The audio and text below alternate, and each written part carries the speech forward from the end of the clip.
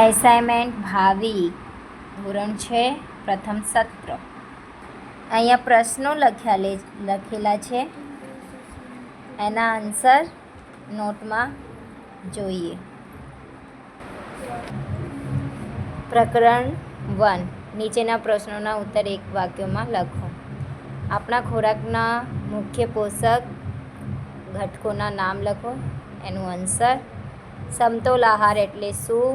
પ્રોટીનની તથા કાર્બોહાઈડ્રેટની ઉપજ લાંબા સમય સુધી રહે તો વ્યક્તિ શું અનુભવે છે?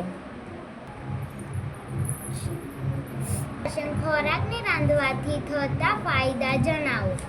5મો ક્વેશ્ચન, ત્રુટિજનક રોગો કોને કહે છે?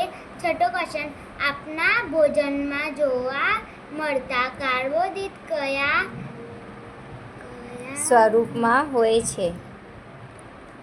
આ એમના આન્સરો સાથે છે. 7મો ક્વેશ્ચન, વિટામિન એ નું કાર્ય શું છે?